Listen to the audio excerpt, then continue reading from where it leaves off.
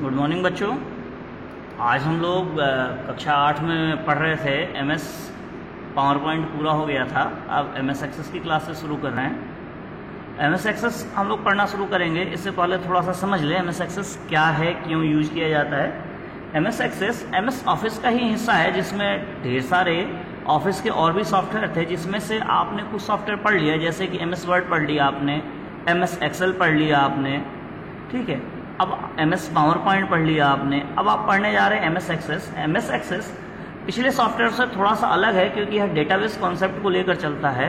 इसमें डेटाबेस पे काम किया जाता है, अर्थात आप डेटाबेस क्या होता है थोड़ी सी इसकी जानकारी लेना चाहें। डेटाबेस जैसे कि अगर आप एक्सेल में कोई डेटा तैयार करते हैं तो उसे उस सिस्टम के लिए तो ठीक है, और उसमें से छोटा डेटा हो तो शॉर्टिंग करके निकाला जा सकता है। लेकिन अगर ढेर सारा डेटा हमें निकालना हो, ढेर सारा डेटा में से कुछ डेटा छांटना हो, जैसे हाई स्कूल का रिजल्ट देखा होगा आपने। जब हाई स्कूल का रिजल्ट आता है तो लाखों बच्चे एक साथ शामिल होते हैं और एक साथ रिजल्ट देखते हैं लगभग सभी। तो एक्सेल में इस तरह के संभव नहीं, इस तरह के काम जो होते हैं डेटाबेस सॉफ्टवेयर या डीबीएमएस डेटाबेस मैनेजमेंट सिस्टम में किया जाता है।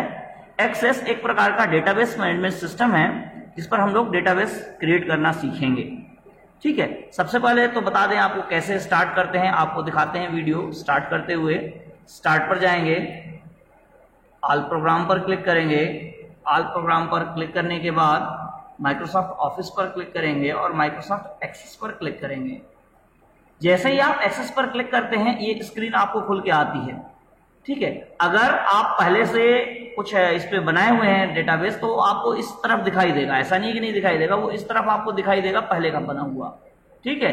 ये मोर लिखा हुआ है ना, अगर पहले का कोई डेटाबेस बना हुआ होगा तो आपको दिखाई देगा। चूंकि सिस्टम पे भी पहले कोई डेटाबेस नहीं बना इसलिए नहीं दिखाई दे रहा है।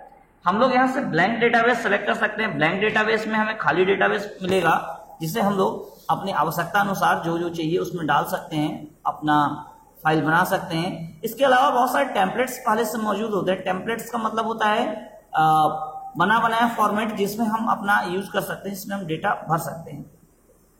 ये देखिए कुछ बने बनाए फॉर्मेट्स हैं जिन्हें हम चाहिए तो प्रयोग कर सकते हैं। अगर हमें नया डेटाबेस क्रिएट करना है तो ब्लैंक डेटाबेस पे जाएंगे। जैसे ब्लैंक डेटाबेस पे जाएंगे, देखिए यहाँ नाम लिखने का ऑप्शन आ गया। अभी क्या लिखा हुआ है, डेटाबेस 1। अब मान लीजिए हम नाम दे दे रहे हैं कोई, ठीक है। तो अब ये हमारा डेटाबेस हो गया और अब हम इस पे क्रिएट क्लिक कर सकते हैं। क्या करेंगे, क्रिएट क्लिक करेंगे। जैसे ही क्रिएट क्लिक करेंगे आपका डेटाबेस क्रिएट होके आ जाएगा। बाय डिफॉल्ट टेबल 1 नाम दिया है, हम नया नाम भी दे सकते हैं, या राइट क्लिक करके डिजाइन व्यू में जा सकते हैं और यहाँ पर हम नाम दे सकते हैं। नाम ऐसा नाम दें जिससे हमें ध्यान रहे कि वो किस चीज के लिए टेबल बना हुआ है। अगर हमें ध्यान नहीं रहेगा वो किस चीज का टेबल है तो बड़ा दिक्कत हो जाएगी। इसलिए जब भी नाम दें सार्थक नाम दें। जैसे मान लीजिए हमने स्टूडेंट दिया, तो यकीन है कि हम इसमें स्टूडेंट से रिलेटेड डिटेल भरेंगे। अगर हम स्टूडेंट नहीं देते हैं, कोई और देते हैं, जैसे कि सेल्स देते हैं या किसी दुकान के लिए डेटाबेस बना रहे तो सेल्स और परचेस टेबल बना सकते हैं, या प्रोडक्ट्स की बना सकते हैं, वहाँ क्या क्या प्रोडक्ट अवेलेबल है, तो उसके लिए हमें उसी तरह का नाम देना पड़ेगा, तब हमें पता चलेगा इस टेबल में क्या है। अगर नाम गलत देते हैं तो फिर बाद में जब उसको अभी बनाते हो तो मैं ध्यान रखता हूँ इस नाम को क्या दिए हैं, लेकिन जब बाद में उसे देखते हैं तो फिर पता नहीं चलता वो क्या है। इस वजह से नाम हमें उसी हिसाब से क्रिएट करना होगा। देखिए जब टेबल क्रिएट करने जाते हैं तो दो चीजें आपको इंपॉर्टेंट आता है। एक तो आता है आईडी। ये आईडी से पहले ध्यान से देखिए तो एक चाबी जैसा बना हुआ है ना, ये कहलाता है प्राइमरी की।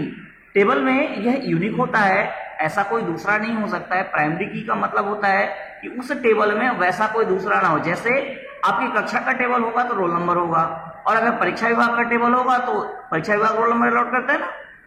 जैसे आपको किया होगा 402, 403, 404, तो वो जो होते हैं वो परमानेंट होते हैं और वो दूसरे के नहीं होते पूरे स्कूल में। वैसा रोल नंबर किसी और को नहीं परीक्षा विभाग देता है। तो इस तरह से हम लोग आईडी अपने टेबल में या कोई ऐसी चीज रखेंगे जो एकदम यूनिक हो, उस टेबल में किसी दूसरे का ना हो, ठीक है। जैसे मान लीजिए हम यहां डाल देते हैं SR नंबर। अच्छा, आपको पता है SR नंबर क्या है? आप सबके स्टूडेंट पे जो रसीद लेते हैं ना तो उस पर लिख के आता है SR नंबर, ठीक है। स्टूडेंट रजिस्ट्रेशन नंबर क्या एक नंबर टाइप का होता है, हमने नंबर टाइप सेलेक्ट कर दिया। अब ये पूरे विद्यालय में किसी दूसरे को सेम टू सेम अलॉट नहीं होता है। कक्षा 9 से 12 तक पढ़ने वाले सभी बच्चों को एक बार अलॉट होता है और वो पूरे जब तक वो पढ़ते हैं 9 में एडमिशन लेते हैं तो अलॉट होता है और 12 तक चलता है। ऐसे ही कक्षा 6 में एडमिशन लेते हैं तो 8 तक चलता है वो, ठीक है, वो पूरा यूनिक रहता है। वैसा ऐसा नंबर 6 से 8 में किसी और को नहीं मिलता है, ठीक है। इसके बाद जैसे स्टूडेंट नेम,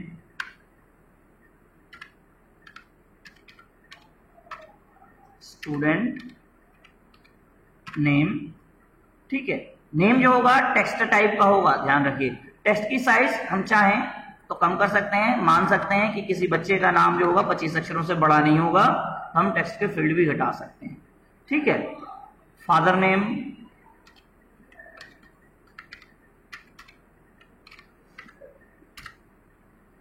जैसे हमने फादर नेम लिया, अब यहां पर जो स्पेस ले रहे हैं, स्पेस अलाउ नहीं होता है, यहां पर हम लोग को अंडरस्कोर इस्तेमाल करना है, ठीक है। केवल एक, इतने सारे नहीं, वो दब गया बटन, ठीक है। और कोई भी स्पेस अलाउ नहीं होता है, तो ध्यान रखेंगे कोई भी स्पेस ना दें। फादर नेम भी टेक्स्ट टाइप का होगा। टेक्स्ट का साइज देखिए बाय डिफॉल्ट 255 लिया है, जो मैक्सिमम साइज है उसकी, तो हम लोग उसे घटा सकते हैं। घटाकर हम लोग क्या कर सकते हैं, मान के चलते हैं 25 अक्षरों से बड़ा नहीं होगा, ठीक है।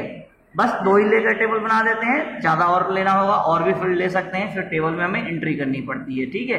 जैसे हम यहाँ से क्लोज करेंगे, यहाँ सेव बटन है, सेव बटन पे क्लिक कर देंगे तो सेव हो जाएगा, फिर क्लोज करेंगे तो अब आपसे कोई भी वो नहीं मांगेगा। अब जब आप इस टेबल पे डबल क्लिक करते हैं तो देखिए बन के आ गया स्टूडेंट नेम, फादर नेम और ऐसा नंबर। नए फील्ड का ऑप्शन है, अगर और भी कोई जोड़ना चाहें, फर्दर बाद में भी जोड़ने का मन होता है तो हम जोड़ सकते हैं। और यहाँ पर राइट क्लिक करके डिजाइन व्यू में जाकर भी वापस यहाँ पर नया जोड़ सकते हैं, ठीक है। इस प्रकार से हम लोग टेबल क्रिएट करना सीख जाएंगे, ठीक है। आज हम लोग MS एक्सेस में टेबल क्रिएट करना सीख गए। अब टेबल में एंट्री करना और सीख लेते हैं। टेबल में डेटा एंट्री करना, जैसे मान लीजिए किसी का SR नंबर ये है और नाम डाल देते हैं, फादर नेम डाल देते हैं, ठीक है। तो ये हमारा डेटाबेस का एक हिस्सा क्रिएट हो गया। देखिए जैसे एंटर किया दूसरी लाइन अपने आप आ गई। आप देखिए नीचे लाइनें पहले से तैयार नहीं है, लेकिन जैसे जैसे हम डेटा एंट्री करते जाते हैं अपने आप लाइनें आती जाती। एक और चीज, जब हम लोग डेटाबेस में टेबल के स्ट्रक्चर को चेंज कर रहे होते हैं तब तो हमें सेव करने की जरूरत पड़ती है, लेकिन अगर डेटाबेस में टेबल में डेटा भर रहे होते हैं तो हमें सेव करने की जरूरत नहीं पड़ती। कुछ भी सेव नहीं करना है, आप डायरेक्ट बंद कर दीजिए, आपका फाइल वैसे का वैसा बना मिलेगा। वापस खोल के देखते हैं, आपकी फाइल वैसे के वैसे बनी मिलेगी। उसमें एक आपका डला हुआ था डेटा, वो भी दिखाई देगा। देखिए यहाँ दिखाई देने लगा ना। ब्लैंक पे चले जाएंगे तो नहीं आएगा, क्योंकि ब्लैंक पे जाएंगे तो फिर नया क्रिएट कर रहे होंगे। अब नया तो नहीं क्रिएट करना, नया तो हम क्रिएट कर चुके ना, तो हमें वापस पुराने पे जाना है जो बन चुका है, वो यहाँ पर दिखाई देगा। आपने क्लिक किया, स्टूडेंट टेबल पे गए, देखिए डाटा दिखाई दे रहा है, आपका डाटा आपको दिखाई देता है। इस प्रकार से हम लोग टेबल क्रिएट कर सकते हैं और टेबल में डेटा भर सकते हैं। आगे की बातें आगे पढ़ाई जाएंगी। अपनी किताब को देखते रहिए, किताब में भी बहुत सारी चीजें हैं तो उसको भी पढ़ते जाइए साथ साथ। देखिए किताब में जो दिया गया है वो दिया गया है आपका, जैसे कैसे स्टार्ट करेंगे।